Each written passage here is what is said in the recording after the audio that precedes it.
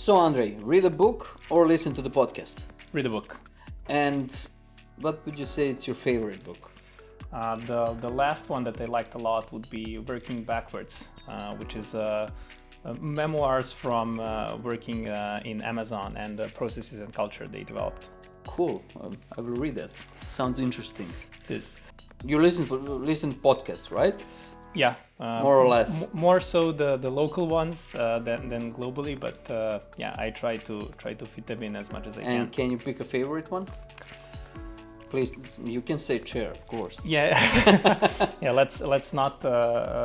If we can pick some other than that, obviously Cool. a top contender. But I don't know. I like the news podcast, which is the local Serbian one, for the sort of cool down period instead of focusing all the time on work. You can choose one word and say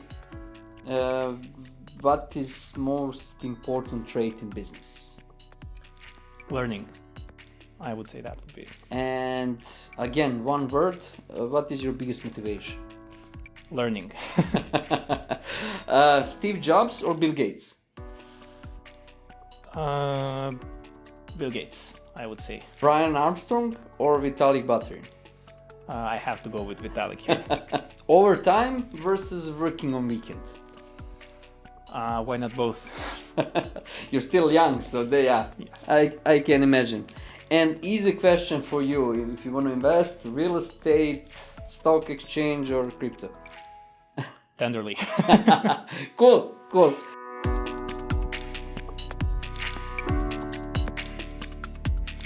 This is Chair, place where we discuss innovations. And today I'm very excited about this one that we are going to talk about. Basically because those guys innovated from their own necessity. They needed a tool to help them with their passion, with being part of hackathons and winning in the hackathons. So now, 3 years later, 15 million Series A, and they are just warming up. So, Andrej, pleasure to have you here today. Yeah, it's nice to be here. Thank you.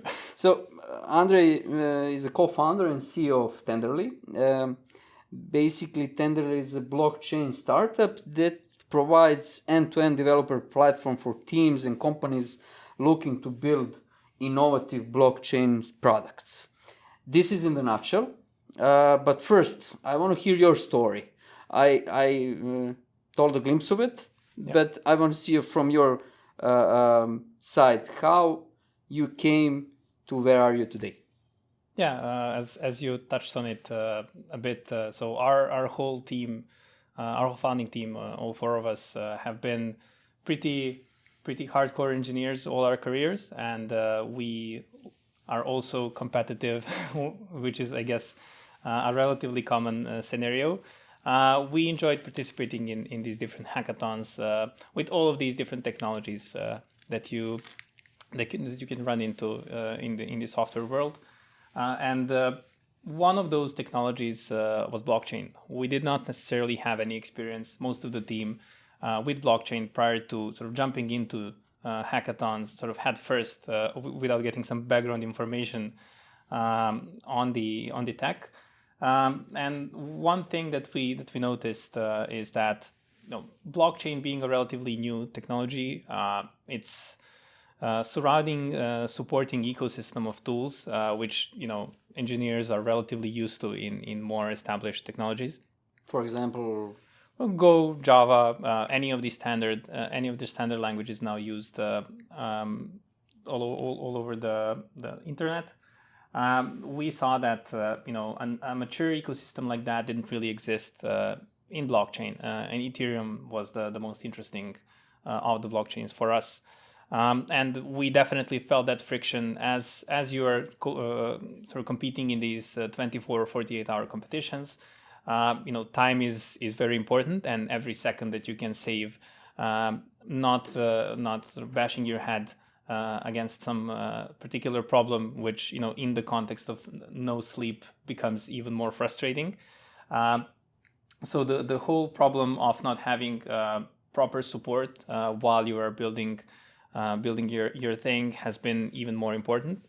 And because of that, we chose to tackle this problem, given that we like to dig deep into a particular problem and really get our hands dirty and try to make the best possible thing that we can for a particular application.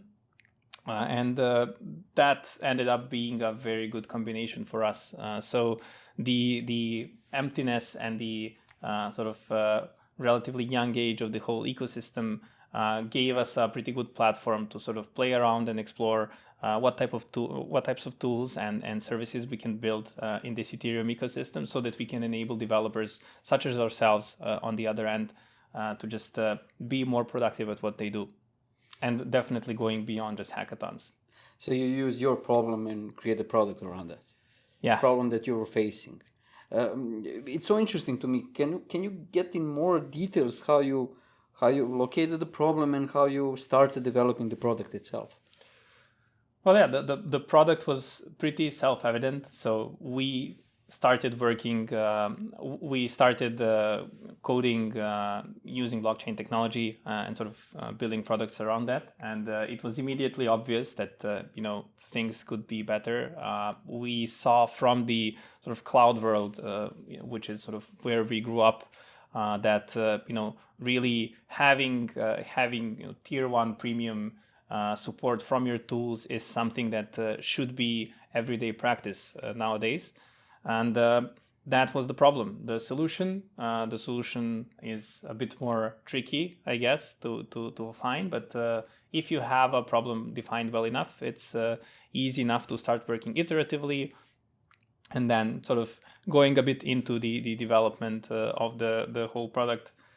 Start listening to customers and seeing how they react, how they use the product, and what other misuses of your tools that they use Tenderly for, and then try to build purpose-built solutions to accommodate that, and just to improve the experience in the workflow of them. You started from the product, and probably that's the best way, right? And you concentrated on the product.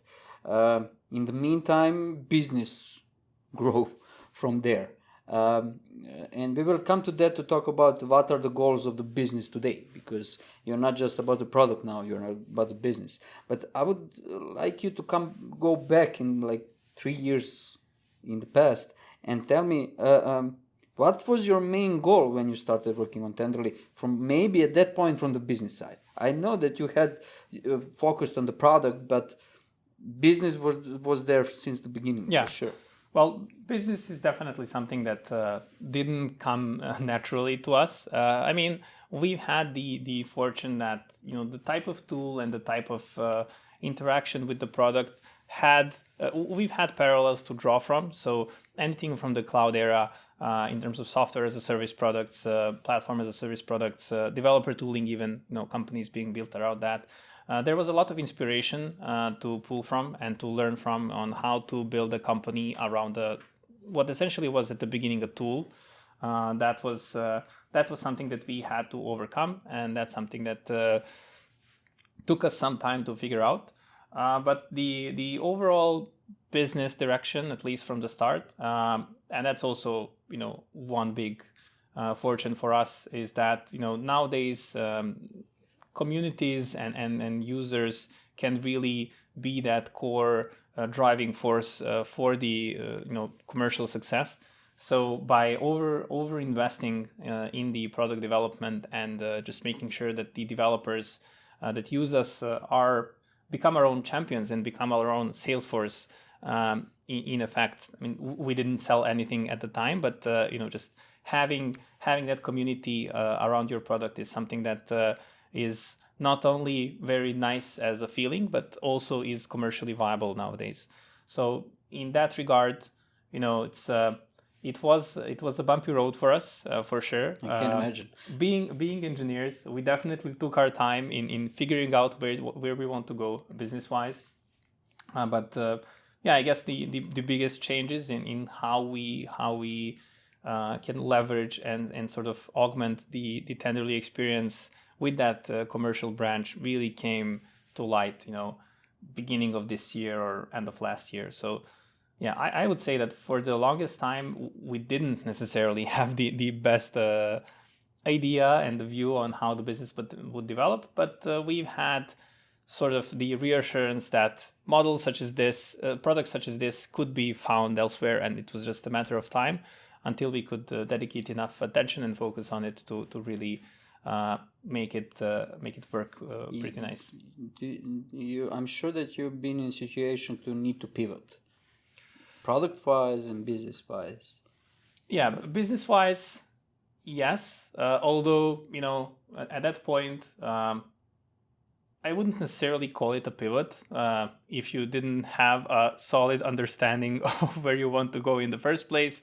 It's more of an exploration. It's right? more of an exploration than it is a pivot. And then product-wise, we also had the good fortune of not having to pivot. It was more, I would describe it more of as expansion of ambitions and expansion of the capabilities that the platform had to offer. Because our journey product-wise has been first an open source tool, which was just a proof of concept for us. Then a software as a service type solution for monitoring your smart contracts primarily. And then finally, as we have built more presence and the product matured and the way we built things allowed us to do that, we moved even further out and becoming that true platform for developers that they can leverage for their entire development workflow and all of their development needs. That was the last sort of step, which again isn't necessarily a pivot because we're still doing the same thing that we did initially. We're just doing a lot more next to that. So while we are still on this subject, can you touch base a bit? You mentioned community, and I want you to elaborate on how you are acquiring customers. Yeah, well, for us that has been a relatively straightforward process. We didn't necessarily try to acquire them. We tried more to if you build it, they will come, right? We try more to treat them as friends and as somebody that we can sort of offer a helping hand. And that for us caused the best possible results in terms of just making sure that we have customers who are really in love with the product and who have whom we have trust in that regard, that they are willing then to advocate for the product much more than we do. So yeah, in some way, the customers end up being much better at sort of selling the product and converting other people to try it out. And in terms of what had the best results for us, it has always been the process of running into somebody for the first time, just making sure that we help them in any way that they might be looking to sort of get value out of Tenderly, without being pushy or anything of that sort. And then as we build this relationship with them, we either engage with their teammates as well, or we just establish this sort of form of trust between each other. And at that point, we have them. They are the ones that are doing the outreach to their network and so on. So the best marketing strategies we've had actually were when the blockchain space being pretty risk prone. There are often sort of security vulnerabilities and hacks in the space. And really the best strategy for us to acquire customers has been when some of these hacks happen and somebody from the community who is a pretty good at the security part of their job does an audit of the whole situation and uses Tenderly in the process to explain what happened better. We've seen that to be the best possible sort of spreading agent, although it is sort of the most costly in total, although not to us. So yeah, that's usually how we approach it. We just try to be helpful. We try to build a relationship, and that helps us both on making sure that they make the full use of Tenderly entering the sort of commercial side of things, and then on the other hand, at the same time, to still be the champions of the product and to still spread the word by themselves. I would say you're selling it with honesty, right? Yeah, yes, that would be the whole theme here. Cool. Before we continue with, I want to know how you guys innovate and product and all those. That's very interesting for me. But I would like to ask about Series A, and of course that was a big changer for you guys. And how how was that at the beginning when you started it? And how you're seeing it now from your shoes? It's like 5 months later since you closed that round. Yeah, I stopped keeping count, but yeah, the Series A that happened sort of mid-year wasn't really the only thing that happened for us this year in terms of this whole new direction for the company. So we did our seed round with Point 9 as well, beginning of the year. So if you look at sort of the before and after pictures, at the start of the year, there were 7 of us and we were still bootstrapping from the basically, pulling ourselves just to sort of build stuff with the limited resources that we've had. And then, fast forward to right now, where we not only do have the capital from both rounds to sort of fuel this growth, but the product itself managed to mature, the team itself managed to mature. So the overall shift has been an incredible one. So if anybody asked me in January, what did I expect out of this year? The situation in which we're right now wouldn't be that for sure, even in the most optimistic scenario. So it really has been a transformational experience for us. First with Point 9 for the seed round, that allowed us to grow outside of this mindset of just working with what you have, but instead thinking more ambitiously and thinking much more in terms of what's possible, not what we can do right now. And then we managed to sort of make quick work with the Point 9 as partners at that point, and then relatively quickly, it's definitely very quick to us. We found a partner in Excel for our Series A, and there I guess our thinking shift once again, and then we really pushed ourselves one more time, sort of the same amount of the incremental change, which starts to compound slowly. We pushed ourselves to recognize that we are now playing in the big leagues, and that now we have capital that was sort of unbelievable to us before. We are able to build not only the best team that we can build around us, but best team that we can build all over the world. And that has been the sort of push in the second half of the year of just trying to fix our definition of what's possible and try to put a multiplier in front of it, and then doing our best to sort of make that the new standard. It was astonishing to me to learn that you guys basically closed the Series A in a month or so. After the seed one? Yeah. It was actually a couple months. So there was a spread. The funny thing there is that we've had the process of doing the seed round has been the whole process after the term sheet is signed took some time because bureaucracy takes its toll. But we did put it close together, and actually it was a good. That period was very good for us because we started spending capital as if we raised the round, from that day the term sheet was signed. But then actually, we managed to not need the capital for that period of time, because the business at the same time has been pretty good in this year as well. So you put yourself in a very good position. Yeah, it's a pretty strange situation to be in. It's something that we are appreciating every day, that that we're working on tenderly, and we are trying to make the most out of it and to sort of use this. I mean, I still consider it luck to some degree, and then sort of the willingness to embrace that luck on the other hand. We are trying to use that as best we can so that we can do the same type of sort of perspective changing progress in the next year as well.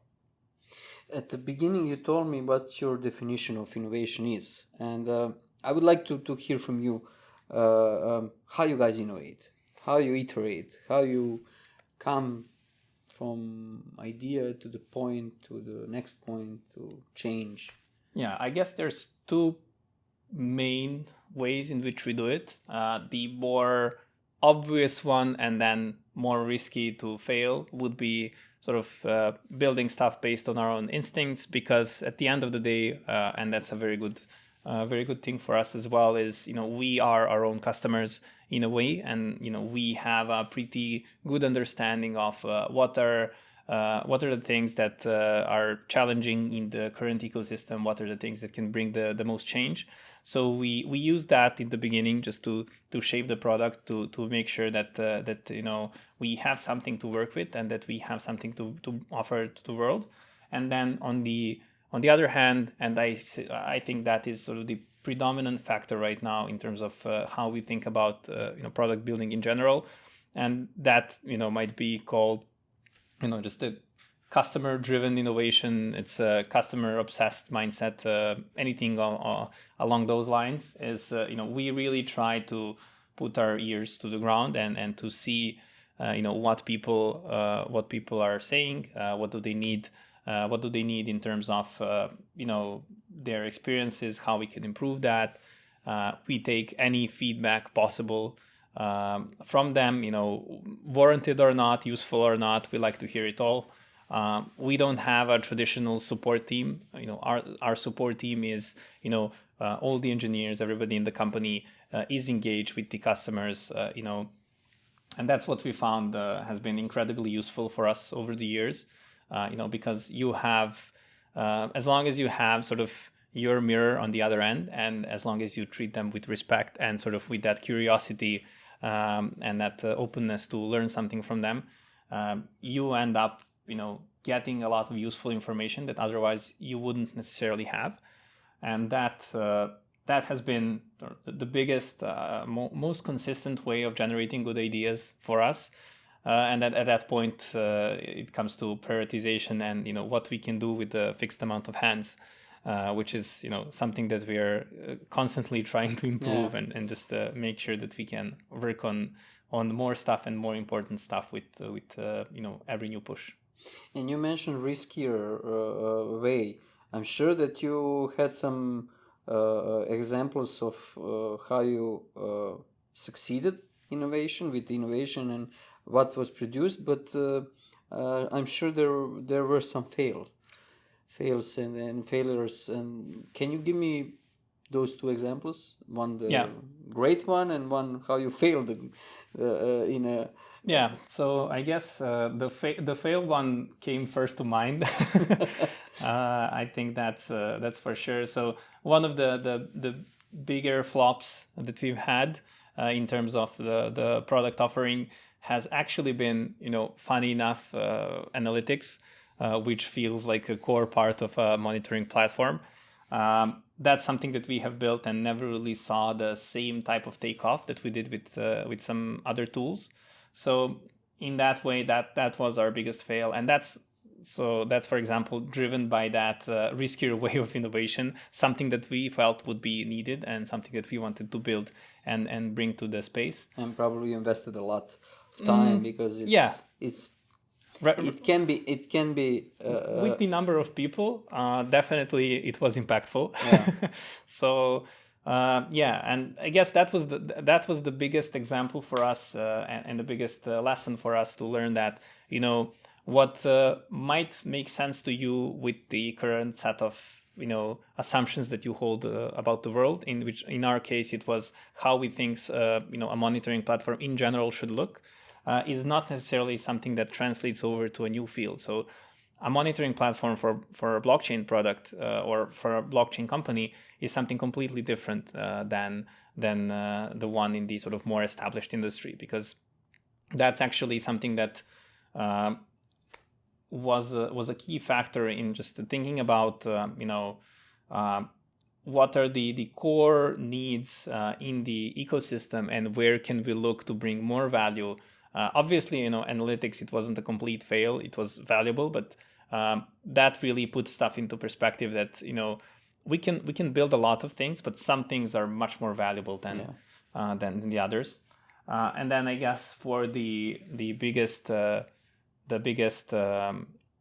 win in terms of innovation, I think I definitely I'm gravitating towards a point in time where one of the companies that is using the product literally suggested by chance or from their own necessity the best possible way to leverage one aspect of Tenderly, and that's the simulation technology that we have behind the scenes to bring significantly better onboarding experience for new people onto the Web3 space in general.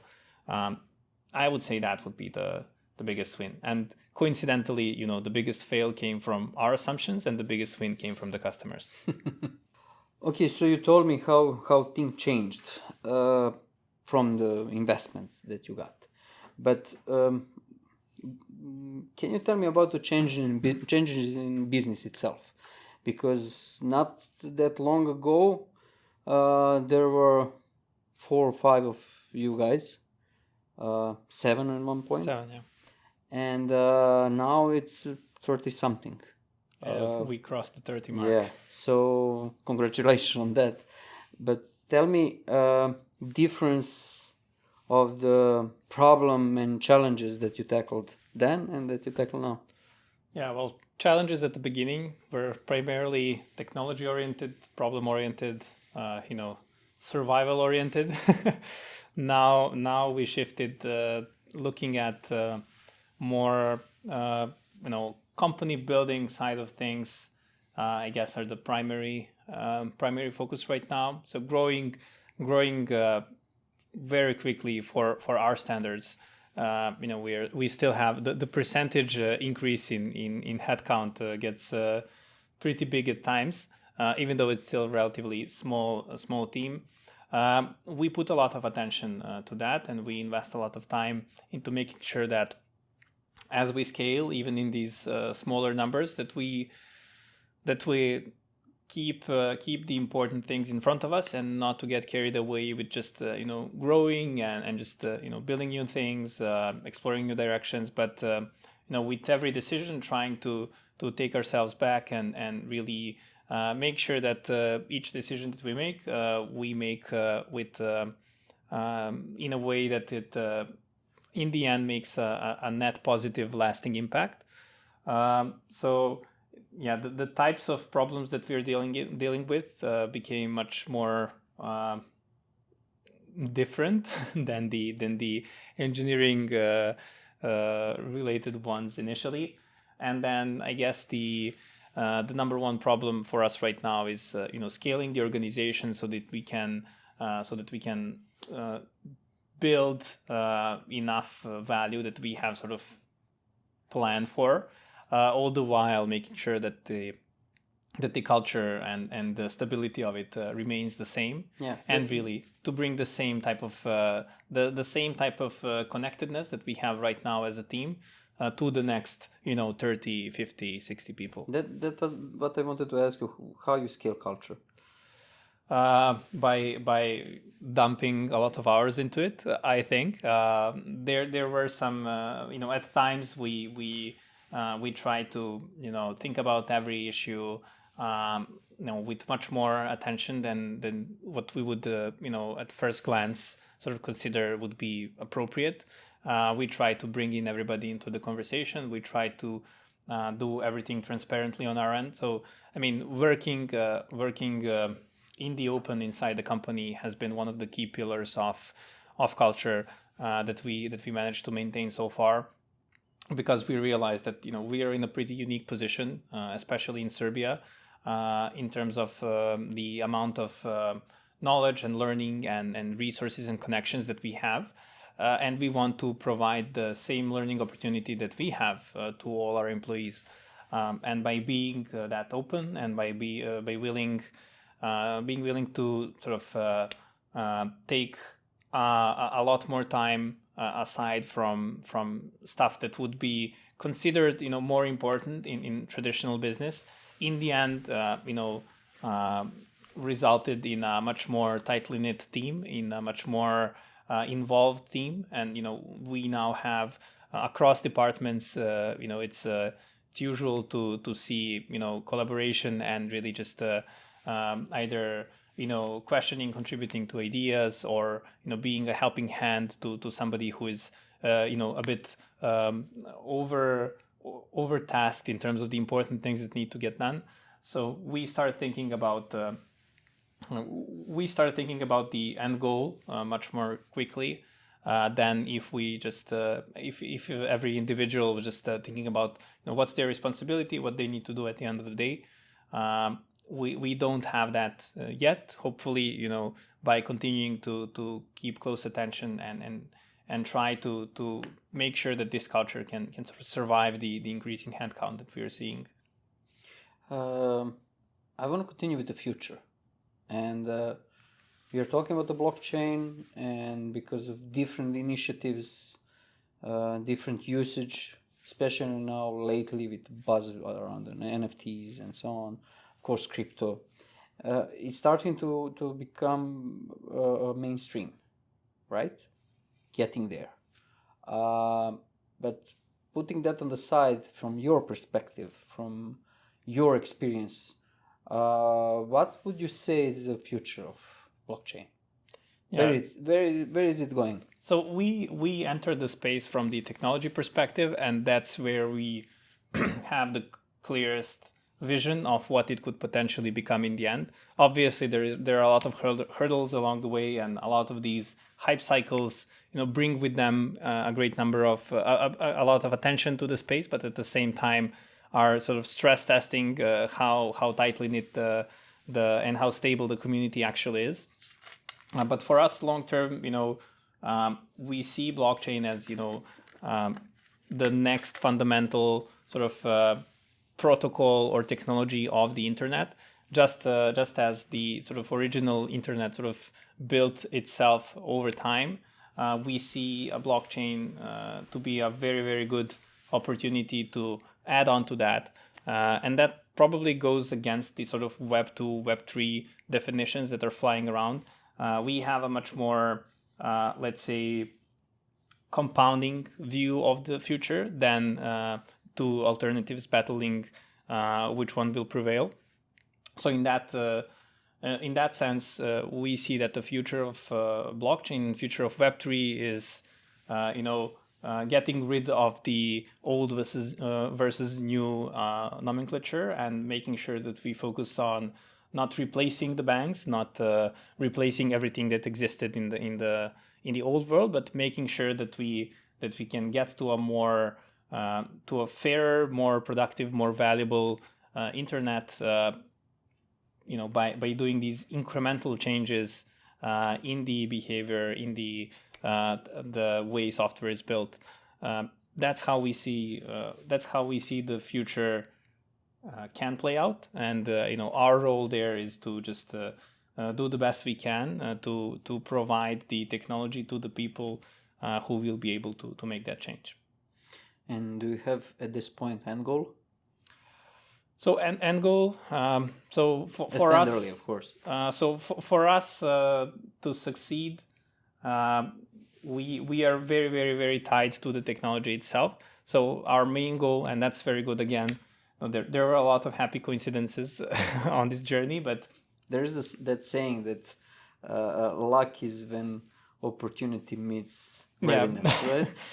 Yeah. So one of the coincidences is that the success of the blockchain technology and the adoption in the sort of internet landscape is why we started doing this in the first place.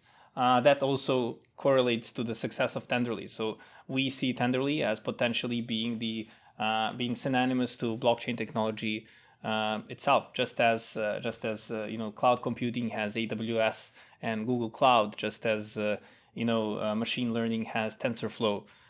We want to be that partner, that component that makes the technology truly useful and truly applicable in a wide variety of applications. So at the end, I'm not sure is it Tenderly because you guys are tender, or is there any other idea behind that? Yeah, Tenderly was the name. The actual process for coming up with the name for Tenderly as it is right now is in these previous hackathons, Tenderly was initially a platform for holding anonymized tenders, public procurement, and that's why it's called Tenderly.